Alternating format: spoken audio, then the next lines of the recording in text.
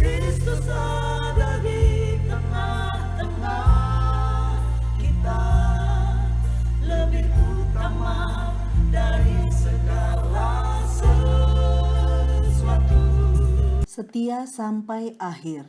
Hendaklah engkau setia sampai mati, dan aku akan mengaruniakan kepadamu mahkota kehidupan.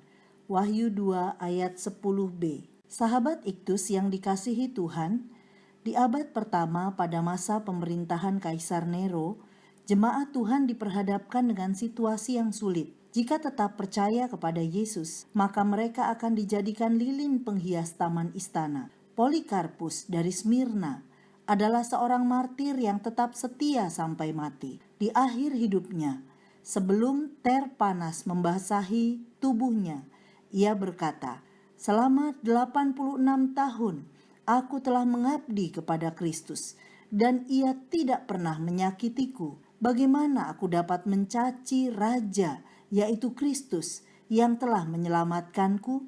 Smyrna adalah salah satu kota di Asia Kecil yang terletak 50 km dari Efesus. Kota ini dikenal sebagai kota metropolis karena termasuk kota yang maju dengan mayoritas penduduknya berstatus sosial tinggi. Di kota ini pula lah terdapat jemaat yang telah mengalami pertobatan dan bertumbuh secara rohani. Melalui bagian firman Tuhan ini, Allah menyingkapkan dirinya dan menyatakan kehendaknya kepada jemaat di abad mula-mula seperti jemaat di Smyrna. Tetapi sekarang pun bagi jemaat masa kini, beberapa hal dapat memberkati kita agar tetap setia. 1. Sumber kekuatan orang yang setia. Ayat 8 sampai ayat yang ke-9. Siapakah sumber kekuatan orang yang setia? Pertama, yang awal dan yang akhir, yakni pribadi yang ada dari kekal sampai kekal. Ia memiliki kuasa dalam kekekalan, tidak dapat dibatasi dengan waktu. Kedua, yang telah mati dan hidup kembali, menunjuk pada pribadi yang telah mengalahkan dan menyelesaikan masalah terbesar manusia, yakni kematian atau maut. 2. Ujian bagi orang yang setia, ayat 9 dan ayat yang ke-10. Jemaat di Smyrna adalah jemaat yang kaya secara rohani, namun engkau kaya. Tuhan mengizinkan mereka mengalami penderitaan sebagai ujian iman. Artinya penderitaan yang dialami bukan karena dosa atau kesalahan. Penderitaan itu adalah sebagai berikut. Pertama, kesusahan, yaitu keadaan sulit yang diakibatkan karena adanya jemaat iblis.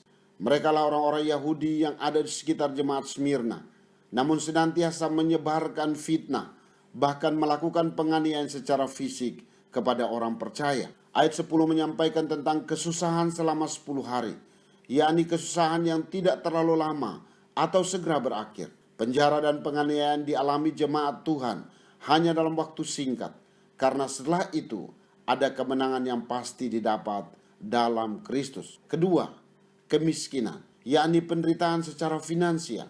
Jemaat di Smyrna bukanlah orang yang memiliki status sosial tinggi, sebagaimana penduduk Smyrna pada umumnya. Secara finansial, mereka diizinkan Tuhan mengalami kesulitan dalam memenuhi kebutuhan hidup setiap harinya. 3. Sikap orang yang setia, ayat 10.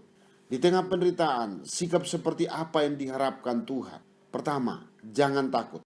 Merupakan bukti iman kepada Tuhan. Tuhan mengetahui bahwa dalam penderitaan manusia cenderung menjadi takut. Ketakutan menunjukkan sikap kurang atau tidak mempercayai Tuhan. Sebagaimana Yesus telah mengalami kemenangan atas dosa manusia. Bandingkan ayat 8. Maka setiap orang yang memiliki Yesus pun pasti mengalami kemenangan. Kemenangan Kristus atas maut adalah dasar kemenangan orang percaya. Kedua, hendaklah engkau setia sampai mati. Adalah kunci kesetiaan orang percaya dalam penderitaan. Kata setia mengandung dua unsur di dalamnya, yakni kesungguhan, kualitas, dan terus-menerus, intensitas. Bukanlah hal yang mudah untuk sungguh-sungguh melakukan kehendak Tuhan dan bertahan dalam keadaan sulit. Bahkan Alkitab menyatakan bahwa penilaian terhadap sebuah kesetiaan adalah di masa akhir hidupnya. Kesetiaan dilakukan selama waktu hidup di dunia ini, yakni sampai mati. 4. Berkat bagi orang yang setia, ayat 10 sampai ayat 11. Ada dua berkat yang dijanjikan bagi orang yang setia, yakni pertama, mahkota kehidupan, yakni kesukaan atau kebanggaan yang telah disediakan oleh Tuhan bagi orang yang setia. Tuhan memberikan penilaian terhadap hidup kita dan Ia memberikan penghargaan terhadap sebuah kesetiaan. Kedua, kemenangan, yakni Ia tidak akan menderita apa-apa oleh kematian yang kedua. Kematian kedua adalah hukuman kekal dalam kebinasaan di neraka selama-lamanya. Kedua hal di atas menunjukkan penilaian Tuhan terhadap hidup kita pada masa kini, menentukan berkat dalam kekekalan. Sahabat Iktus, Yesus adalah sumber kekuatan bagi orang yang setia. Jika kita melekat kepada Tuhan, maka kita dapat tetap setia meski dalam penderitaan. Mengapa ada banyak jemaat yang tidak setia kepada Tuhan? Hal ini terjadi karena ia tidak memiliki hubungan yang intim dengan Tuhan, yang dimulai dengan kelahiran baru dan selanjutnya bertumbuh secara rohani dalam firman dan doa. Saya bersyukur untuk setiap penderitaan yang diizinkan Tuhan saya alami sebagai ujian iman. Penderitaan semacam ini dapat berupa kemiskinan, pergumulan dalam pekerjaan atau rumah tangga, dan juga sakit penyakit yang terjadi bukan karena dosa atau kesalahan saya. Solusi agar saya dapat menghadapi situasi sulit ini adalah saya tidak boleh takut dan tetap setia. Komitmen saya untuk mempercayai Yesus atau mempercayakan diri kepada Yesus memiliki dampak buat saya dalam kekekalan. Sahabat Iktus yang dikasihi Tuhan, siapakah yang memberikan kekuatan pada saya sehingga saya dapat setia sampai akhir? Penderitaan apa yang diizinkan Tuhan saya alami sebagai ujian kesetiaan saya pada Tuhan? Bagaimana sikap saya menghadapi penderitaan? Dan apa upahnya bagi saya bila saya setia sampai akhir?